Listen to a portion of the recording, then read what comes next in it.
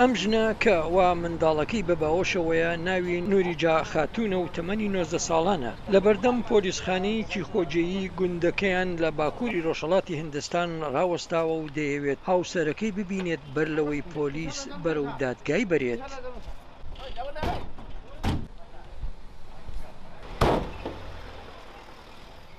ৰাতি 11টা বজাত 11:30 বজাত আহি পেলাই হাজবেণ্ডক উঠাই লৈ গৈছে. نزیکەی کاژمێر 11 شەو پۆلیس مێردەکەمیان بۆ گرتوخانە برد. من کچێکی منداڵم هەیە. ئایا کێ ئێستا خواردنی بۆ دابین بکات؟ ژیانمان سەختە.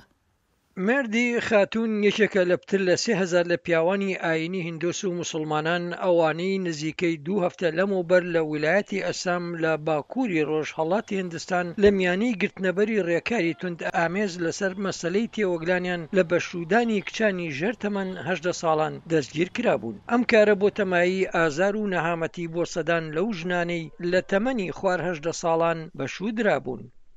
কাম কৰি পেলাই হাজিৰা সাজিৰা কৰি থাকে. ئێمە ڕۆژانە بۆ پارەیە دەژین کە کوڕەکەم ناوەناوە بەکارکردن وە کرێکار پەیدای دەکات. ژیانمان وا لە ناو دەچێت. من تەنها داوا لە حکوومەت دەکەم واز لە کوڕەکەم بێنێت چونکە هەر خۆم ئەم خێزانم بۆ بەڕێوە ناچێت. چەندان لەو خانمانی کە ئێستا تەمەنیان لە سەر و 18 ساڵانەوەیە دەڵێن خانەوادەکانیان لەبەر یەک هەڵوەشاوە و ئێستا تووڕە و بێپشت و پەنان. پەیوەندیم بە پارێزەرێکەوە کرد بۆ ئەوەی داوای یاسایی بۆ ئازادکردنی کوڕەکەم پێشکەش بکەم. بەڵام جێی داخ بوو کە پێی بڵێم پارەم نییە. من تەنها چەند سەد ڕوپیەکم هەبوو. ئەویش بۆ هاتوچۆکردنەکەم بوو. زۆر لە پارێزەرەکە پاڕامەوە و پێم گوت بووکەکەم دووگیانە. جا ئیستا نازانم چۆن پارەی پارێزەرەکە بدەم بۆ ئەوەی کوڕەکەم بۆ ئازاد بکات.